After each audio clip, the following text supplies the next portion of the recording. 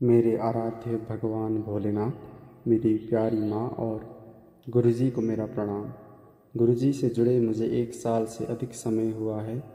मैं आज आपसे अपनी जर्नी को शॉर्ट में साझा करने जा रहा हूँ।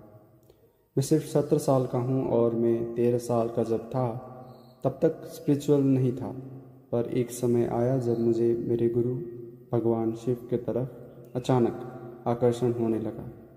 उतनी छोटी उम्र में मैं शिव तांडव स्तोत्रम हमेशा सोने से पहले सुनता था, एक दिन भी मिस नहीं करता था।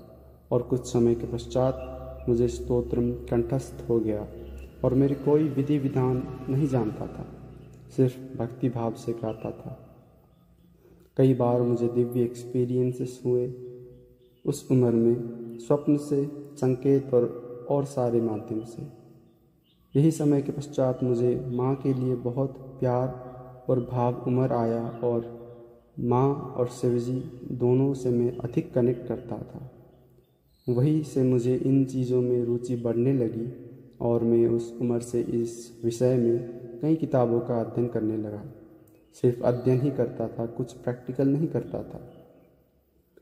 आषाढ़ का महीना था पिछले वर्ष।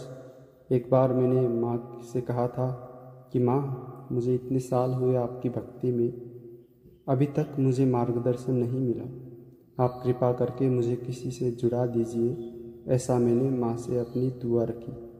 एग्जैक्टली 1 महीने बाद मैं यूट्यूब स्क्रॉल कर ही रहा था और मुझे गुरुजी के चैनल का एक वीडियो दिखाई दिया। वो सबसे पॉपुलर वीडियो है अब तक का। मैंने वीडियो देखा और मुझे उनकी बात सुनकर पता पड़ा कि ये जेन्युइन है। उसके बाद मैं एक लाइव में गुरुजी से मिला और उनसे जुड़ा। उनसे पहली बार बात करते ही उन्हें और मुझे दोनों को आभास हुआ कि गुरुजी मुझे और मैं गुरुजी से कनेक्ट करते थे। उनसे पहली बार बात करते वक्त कुछ अनुभव मुझे और उन्हें दोनों को हुआ था। उनकी ही प्रेरणा से मैंने पिछले साल श्रावण में व्रत रखा और मैंने नोटिस किया कि मेरे काम बन गए थे। बहुत शुभ समय है श्रावण का महीना, मैंने ये अनुभव से जाना। उसके बाद 1 साल तक उन्होंने मुझे जो मार्गदर्शन दिया मैं वही फॉलो कर रहा था। जब मुझे पता चला कि गुरुजी इस साल शिव साधना करवा रहे हैं, मैंने मैसेज किया और उन्होंने खुले हाथ से मुझे साधना करने की अनुमति दी। पर मेरे घर में कोई भी इन चीज़ों में ज़्यादा विश्वास नहीं करते हैं और कुछ कारण की वजह से, बहुत इच्छा होने के बावजूद भी मैं ये साधना नहीं कर पाऊँगा, ऐसा मैंने गुरुजी से व्यक्त किया। उन्होंने, मैं कहूँ तो, मेरी आंखें खोल दी, मुझे प्रेरणा दी कि मुझे ये साधना करनी ही चाहिए और मुझे बताया कि कितने समय तक मैं किताब ही पढ़ते रहूँगा, सिर्फ थियोरेटिकल नॉलेज ही पढ़ते रहूँगा। ऐसा कह के उन्होंने मुझे सलाह दी कि मैं साधना करूँ। मैंने अपनी ज़िंदगी में कभी पूजा नहीं की थी। पूजा के बारे में मैं कुछ ज्ञान नहीं रखता था क्योंकि घर में वैसा इन्वायरमेंट ही नहीं था। उन्होंने मुझे सब कुछ बताया और मैं साधना करने लगा। मैं बचपन से ही स्तोत्रम गाने में बहुत रुचि रखता था और आसानी से स्तोत्रम कंठस्थ भी करता था और अब जाके वह सब स्तोत्रम में यूज़ कर पाया। उनका प्रयोग इस साधना के दौरान हुआ। साधना के वक्त कई दिन मुझे इंटॉक्सिकेटेड वाली फीलिंग और ब्लिस का अनुभव हुआ।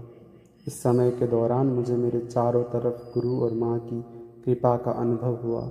फाइनेंशियली मेरा टाइम बहुत अच्छा चला। अनएक्सपेक्टेड तरीके से सारे काम बनने लगे और मेरे घर वालों ने मेरी इस साधना में कुछ संकोच नहीं किया, सब ने स्वीकार किया। साधना के अंतिम चरणों में और अब भी मेरे मन में शांति, क्रोध में कंट्रोल, टेम्पटेशन से छुटकारा जैसे चेंजेस अपने आप में मुझे दिखे। मैं साधना करते वक्त कई बार रो पड़ता था, पूरा शरीर गूज़बम्स से भर जाता था। अब भी मैं गुरु और माँ के बारे में सोचने लगूँ, चिंतन करने लगूँ तो आंसू गिर पड़ते हैं। हालांकि मुझे बचपन से अपने फोरहेड में वाइब्रेशंस, प्रेशर और एनर्जी फील होती थी, पर इस साधना के दौरान मुझे पहले से अलग किस्म का अनुभव हुआ जो मैं शब्द में बयान नहीं कर सकता। गुरुजी ने मुझे गलत रास्ते में चलने कभी नहीं दिया। मैं सदा आभारी हूँ गुरुजी से कि वो हमेशा मुझे प्यार करते हैं, मेरी रेख देख करते हैं। मेरे परम गुरु भोलेनाथ और मेरी माँ ने मुझे उनकी सेवा करने का मौका दिया, यही मेरे लिए सबसे बड़ी बात है। संक्षिप्त में यह था मेरा अब तक का सफ़र और साधना के दौरान का अनुभव। धन्यवाद।